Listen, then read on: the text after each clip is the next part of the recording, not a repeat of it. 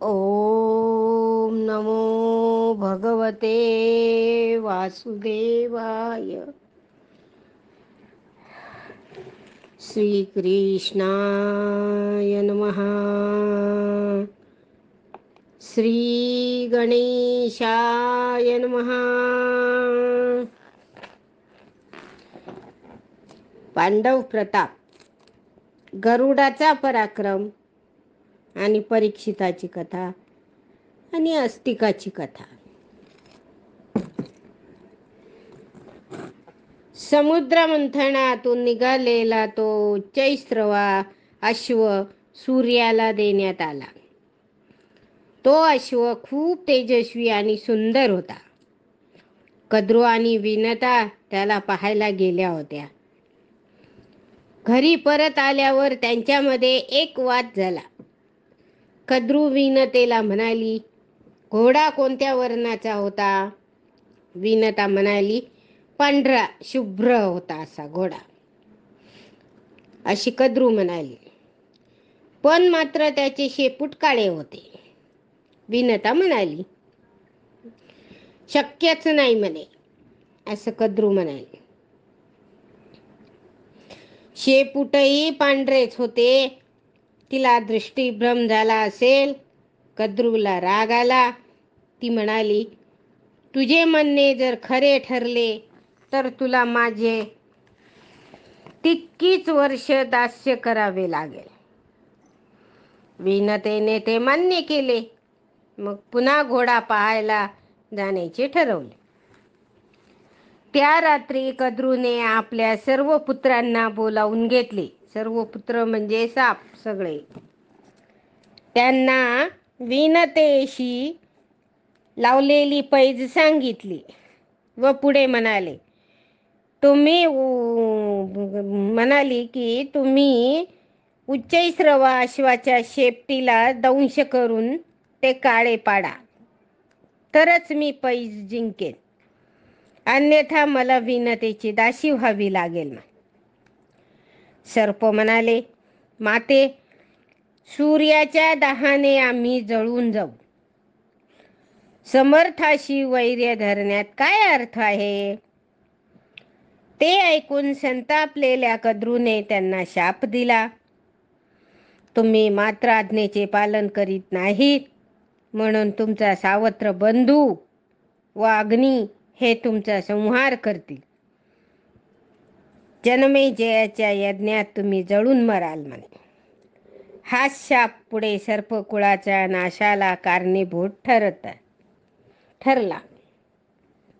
मग कद्रूच्या शापाने भयभीत झालेले सर्प तिचे मन राखण्यासाठी काळ्या केसांच्या रूपाने उच्चैश्रवा अश्वाच्या शेपटीला चिटकून राहिले. त्यामुळे ते काळे दिसू लागले. कद्रू व विनता अश्व पाहण्यासाठी आल्या असताना शेपूट काळे दिसले. विनता पैज हरली. कद्रूचे कपट सफल झाले. तिने विनतेला आपली दासी बनविले. 1000 वर्षे उलटली. विनतेने दुसरे अंडे आपोआप भंगले. त्यातून महाकाय व देदीप्यमान असा गरुड पक्षी बाहेर आला. त्याच्या तेजाने ब्रह्मांड झाकोळले. देवांनी आणि ऋषींनी त्याची अपार स्तुती केली. त्याला अनेक वरदाने दिली. गरुडाने सर्वांना अभय दिले. मग तो मातेला भेटण्यासाठी कद्रूच्या घरी गेला. तेथे विनतेची कष्टप्रद अवस्था पाहून त्याला भयंकर संताप आला. आपल्या आईला बघून सर्पाची त्याची दासी पुत्र म्हणून संभावना केली. कद्रूने गरुडाला सर्व सर्पांना रमण कद्वीपात सोडून येण्यास सांगितले. त्याने तेही केले. मग मातेपाशी येऊन तो म्हणाला, आई, तुझ्या दास्यमुक्तीसाठी मी काय करू? तेव्हा विनतेने कद्रूला सांगितले, मला मुक्त करण्याच्या मोबदल्यात तू एखादी दिव्य वस्तू मागून घे. कद्रू म्हणाली, तू मला माझ्या पुत्रांना अमृतपान करविलेस तर मी तुला मुक्त करीन म्हणे. विनतेने तिची अपेक्षा गरुडाला सांगितली.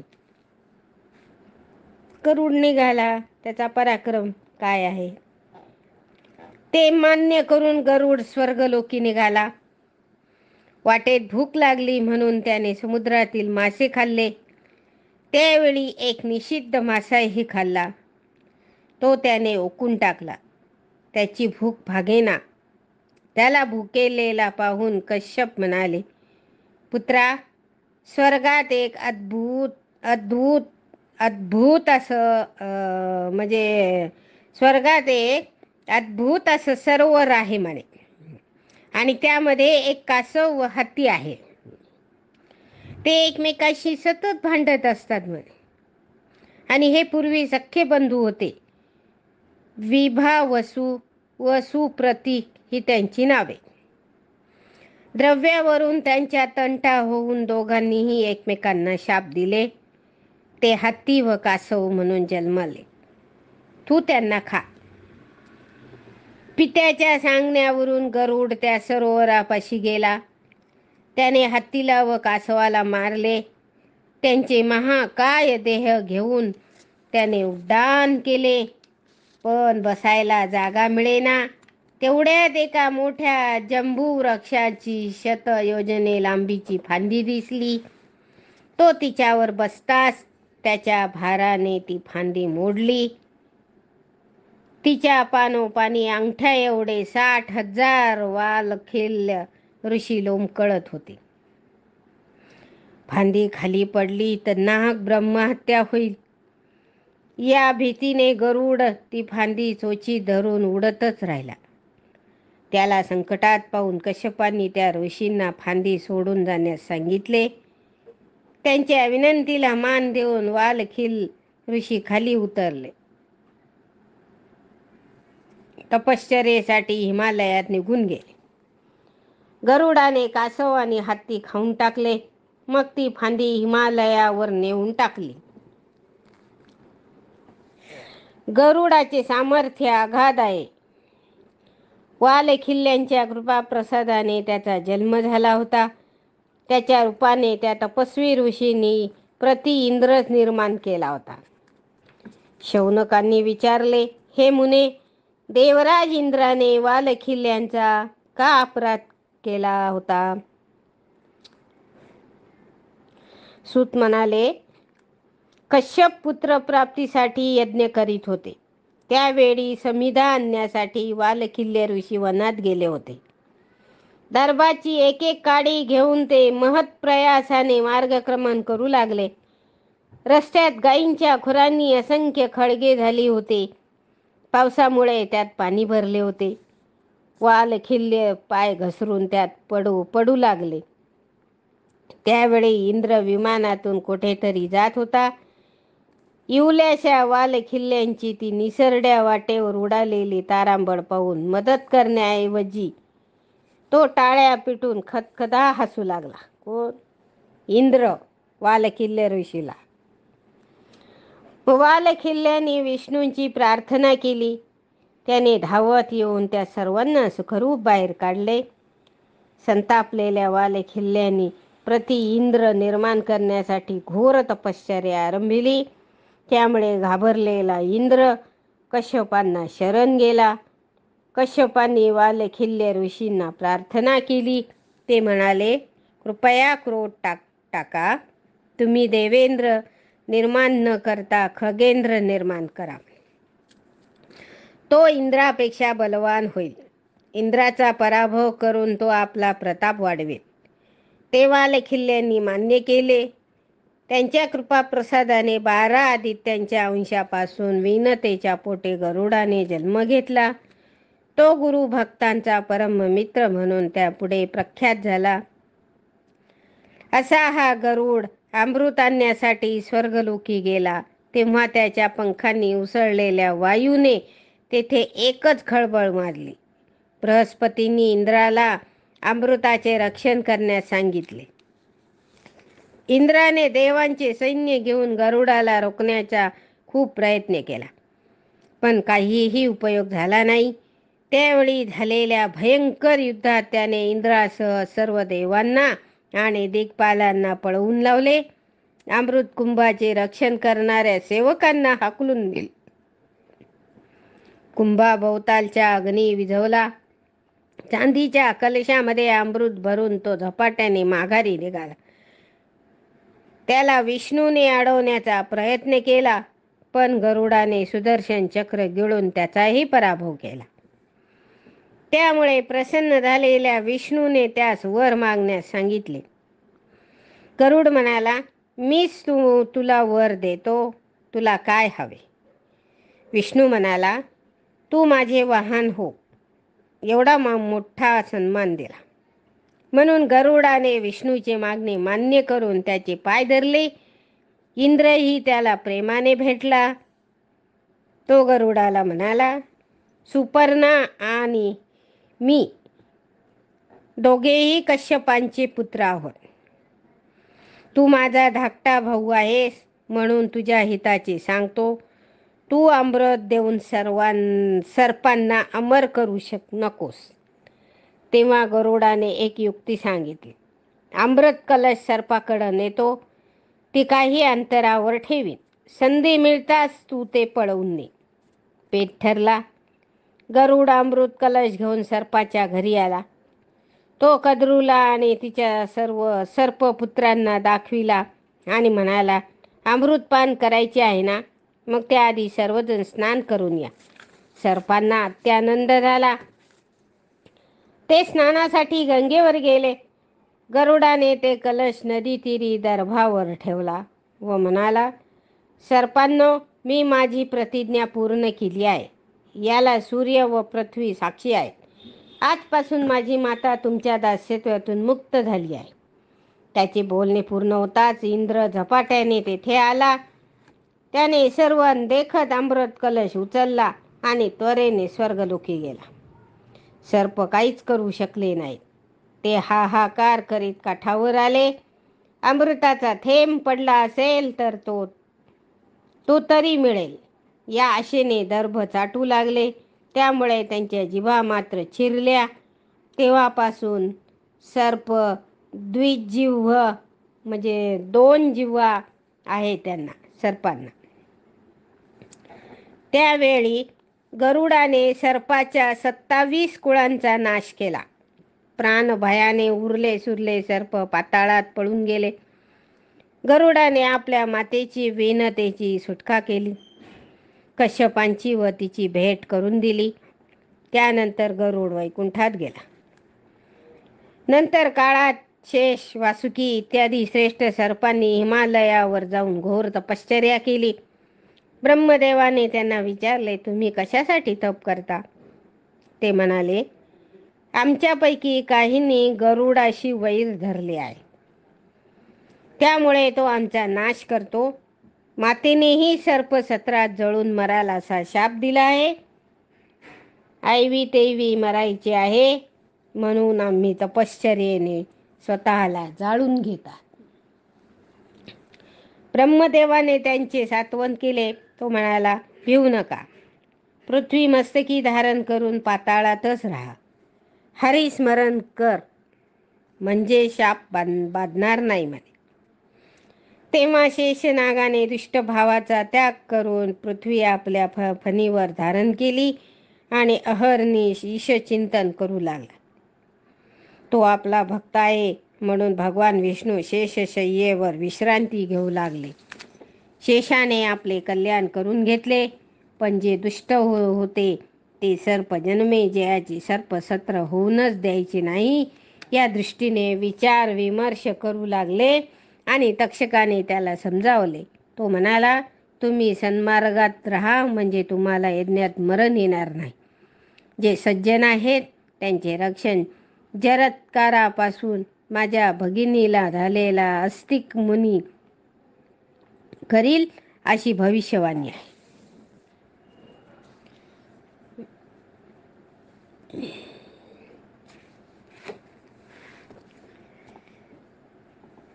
परीक्षिताच्या मृत्यूनंतर त्याचा 16 वर्षाचा पुत्र जन्मेजय गादीवर बसला.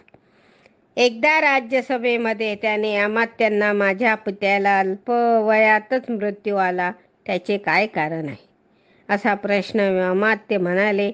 असा प्रश्न केला. अमात्यांनी सांगितलं, एकदा परीक्षित मृगयेसाठी अरण्यात गेला होता. त्याने एका हरिणीला बाण मारला. घायाळ हरिण पळून गेले. त्याचा पाठलाग करत दमछाक झालेला राजा शमीक ऋषीच्या आश्रमामध्ये प्रवेशला. ते समाधीमग्न बसले होते. राजाने त्यांच्याकडे हरिणीबद्दल विचारणा केली. त्यांनी काहीच उत्तर दिले नाही. त्यामुळे रागावलेल्या राजाने जवळच पडलेला एक मृतसर्प धनुष्याच्या टोकाने उचलून ऋषीच्या गळ्यात घातला. विनाशकाले विपरीत बुद्धी, दुसरे काय. राजा निघून गेला. या त्याच्या थट्टेने संतापलेला शमीक पुत्र श्रंगीने आजपासून 7व्या दिवशी परीक्षित राजा तक्षकाच्या दंशाने मरण पावेल असा शाप दिला. त्याने तो मृतसर्प दूर फेकून दिला व ध्यानस्थ पित्याला स्नान घातले. समाधीतून उठल्यावर शमीकाला सर्व वृत्तांत कळला. पुत्राने पांडवाच्या कुलदीपकाला शाप दिला याचे त्याला फार वाईट वाटले. त्याने गौरमुख नामक शिष्याला धाडून परीक्षिताला शापाचे वृत्त कळविले. ते ऐकून राजाला खूप दुःख झाले. त्याने अमात्यांना बोलावून सर्व वृत्तांत सांगितले. तोच नारद भेटायला आले. त्यांनी राजाला व्यासपुत्र शुकाला बोलावून त्याच्या मुखातून भागवत श्रवण करण्यास सांगितले. राजाने शुकाचे स्मरण करताच तो तत्काळ प्रगट झाला. त्याच्या सूचनेनुसार राजाने एका उंच लोहस्तंभावर मंदिर बांधले. त्याच्या सभोवती मंत्रानुष्ठान करणाऱ्या ब्राह्मणांना बसविले. त्या मंदिरामध्ये तो सुरक्षितपणे भागवत श्रवण करू लागला. कोण? परीक्षित राजा. कोण सांगू लागले? शुकाचार्य. परीक्षिताने स्वतःच्या रक्षणासाठी सैन्य सज्ज ठेवले होते. अनेक वैद्य व सर्प विषय उतरविणारे मांत्रिक बोलावून घेतले होते. राज्यावरील संकटाने प्रजाजन चिंतेत होते. अनेक राजे व आप्तमित्र त्याला भेटण्यासाठी मुद्दाम आले होते. हे वर्तमान समजताच कश्यप नावाचा एक निष्णात वैद्य त्वरेने हस्तिनापुराकडे निघाला. तक्षकही ब्राह्मणाचे रूप घेऊन तेथेच जात होता. त्यांची योगायोगाने गाठ पडली. तक्षकाने त्याला विचारले, आपण कोठे जात आहात? कश्यप म्हणाला, तक्षक परीक्षिताला दंश करणार असे ऐकले आहे, म्हणून मी त्याला वाचविण्यासाठी जात आहे. तक्षक म्हणाला, मीच राजाला दंश करण्यासाठी जात आहे. मला तुझ्या मंत्रविद्येचे सामर्थ्य दाखव. तेथेच एका सरोवराकाठी विशाल वटवृक्ष होता. त्यावर चढून एक ब्राह्मण त्याने पान खुडत होता. तक्षकाने त्या वृक्षाला क्रोधाने दंश करताच तो वृक्ष ब्राह्मणासहित जळून भस्म झाला. त्याच क्षणी कश्यपाने सरोवरातील पाणी अभिमंत्रित करून त्या राखेवर शिंपडले. तर काय आश्चर्य! तो वृक्ष आणि ब्राह्मण पुन्हा जिवंत झाला. तक्षकाने त्याच्या विद्येचे अपार कौतुक केले. कश्यप गरीब असून धनाच्या आशेने राजाकडे जात आहे हे ओळखले. तो त्याला म्हणाला, विप्रा, ऋषीचा शाप खोटा ठरून चालणार नाही. मी तुला अगणित धन देतो, तू परत जा. तक्षकाने बोलल्याप्रमाणे एका विवरातून भरपूर संपत्ती काढून त्याच्या हाती दिली. समाधानी पावलेल्या कश्यप आल्या वाटेने परत गेला. तक्षक गुप्तपणे हस्तिनापुरास आला. 7 दिवस भागवत श्रवण केल्याने राजाच्या पापांचे क्षालन झाले. ब्राह्मण स्तंभाभोवती बसून जपानुष्ठान करीत होते. ते पाहून तक्षकाला हसू आले. तो म्हणाला, या उपायांनी काही होणार नाही. ऋषीचा शाप आज खरा ठरणार. सूर्यास्त होताच तक्षकाने काही सर्पांना परीक्षितीच्या भेटीस पाठविले. एकाच्या हाती फळाफुलांचे तबक होते. त्यातील एका फळात तक्षक किडीचे रूप घेऊन शिरला होता. ब्राह्मणांनी वेदघोष करीतच त्या मंदिरात प्रवेश केला. ते तपोवनातून आल्याचे कळताच प्रधानाने त्यांना राजाला भेटण्यासाठी जाऊ दिले. राजाने त्यांना वंदन केले. तेवढ्यात भागवत समाप्ती झाली. परीक्षिताने शुकांचे पूजन केले. तेव्हा ते तिथेच अंतर्धान पावले. त्या ब्राह्मणरूपी कपटी सर्पांनी राजाला आशीर्वाद देऊन बरोबर आणलेली फळे व फुले त्याला अर्पण केली. राजाने एक फळ घेतले. ते फोडताच आतून एक लाल अळी निघाली. राजा दचकला. वेळ आली होती पण निभावलो असे म्हणून त्याने ती आळी ब्राह्मणांना दाखविली होती. तोच तक्षकाने मूळ रूप धारण करून परीक्षितीच्या मानेला कडकडून दंश केला. तेव्हा भयभीत राजसेवक व विप्र वृंदांनी तेथून पळ काढला. राजा लोहस्तंभावरील मंदिरात सगट जळून भस्म झाला. तक्षक व विप्रवेशधारी सर्प नाहीसे झाले. राजाच्या मृत्यूने हस्तिनापुरात एकच हाहाकार माजला. लोक शोकाकुल झाले. वटवृक्षावरील ब्राह्मणाने कश्यप मांत्रिकाला तक्षकाची लाज घेऊन कसे परत धाडले ते प्रधानांना येऊन सांगितले. मग आम्ही विचारविनिमय करून तुला राजसिंहासनावर बसवले. अमात्यांच्या मुखातून पितृनिधनाचे दुःखद वृत्त ऐकून जनमेजय अतिशय उद्विग्न झाला. त्याने पितृवधाचा सूड घेण्यासाठी सत्र सुरू करून सर्पाचा संहार करण्याचे ठरविले आणि सर्पांनी त्रास दिलेल्या उत्तक आणि रुरु या ऋषींनी त्याला सर्वोपरी सहाय्य केले. जनमेजय राजा तक्षकाला धडा शिकविण्यासाठी आतुर झाला होता.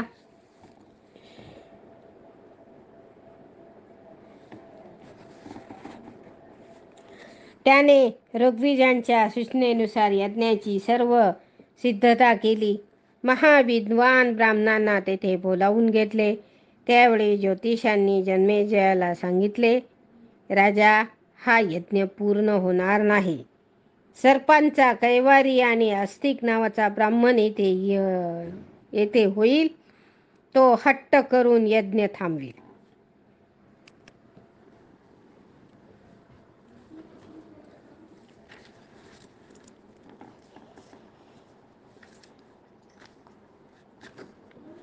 जरत्कारु नावाचा एक वयोवृद्ध तपस्वी होता.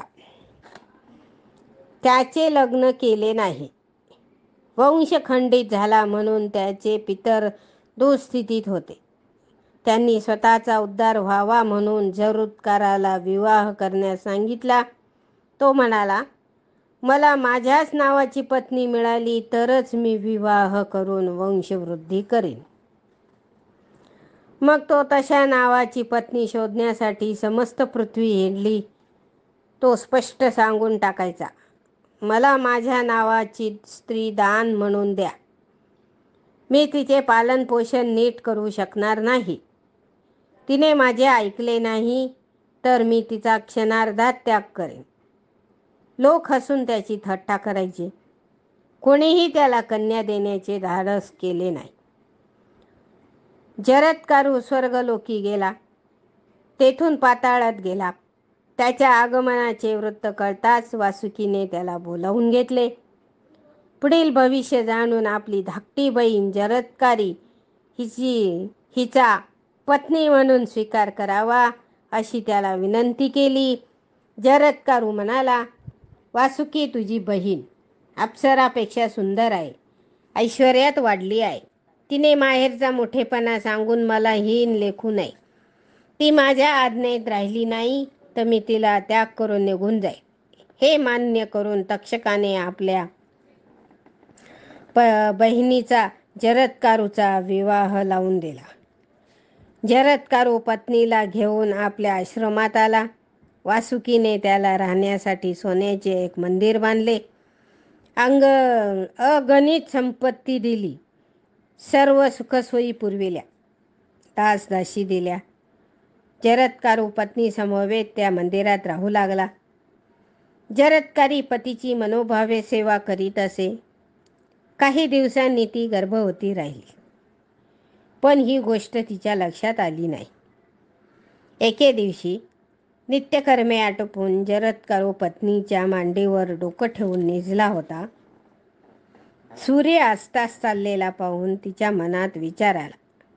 संध्या होमादी नित्यकर्मे करण्याची वेळ टळून गेली तर पती रागावेल, मध्येच उठविले तर झोपमोड झाली म्हणून रागावेल. काय करावे?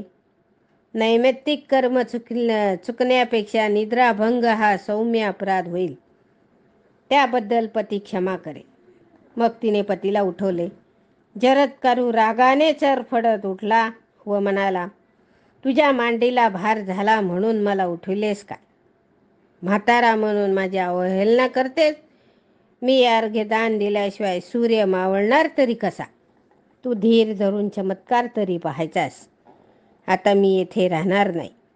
तू आपल्या भावाकडं निघून जा. ते ऐकून जरत्कारीला रडू आले. तो निघून जाऊ लागला तेव्हा तिने त्याचे पाय धरून अनेक प्रकारे क्षमायाचना केली, पण तो थांबेस ना. ती म्हणाली, स्वामी, तुमच्या पितरांचा उद्धार व्हावा व सर्पकुळांचे रक्षण व्हावे म्हणून मला एक पुत्र हवा, तो द्या आणि मगच निघून जा. जरत्कारु म्हणाला, ते कार्य मी केले आहे. तू गरोदर आहेस. तुला सूर्यासारखा परम तेजस्वी आणि वसिष्ठ वामदेवासारखा तपस्वी महाज्ञानी असा पुत्र होईल. तो तात्काळ तेथेच गुप्त झाला. पतिवियोगाने जरत्कारी मूर्छित पडली. सर्पांनी तिला सावध करून वासुकीकडे नेले. त्याने तिचे सांत्वन केले व म्हणाला, आता आमच्या रक्षणाची काय व्यवस्था होणार? तेव्हा जरत्कारी म्हणाली, बंधू, चिंता करू नकोस. सर्पकुळाचा रक्षण करता गर्भरूपाने माझ्या उदरामध्ये वाढत आहे. ते ऐकताच सर्व सर्पांनी आनंदोत्सव केला. यथावकाश जरत्कारी प्रसूत होऊन तिने एका पुत्राला जन्म दिला. त्याचे नाव ठेवले आस्तिक. वासुकीने त्याचे जातकर्म उपनयनादी संस्कार स्वतः केले. त्याला काळजीपूर्वक वाढविले. च्यवन भार्गव ऋषींनी त्याच्याकडून सर्व प्रकारचा विद्याभ्यास करून घेतला. हरये नमः. हरये नमः. हरये नमः. ओम नमो भगवते वासुदेवाय.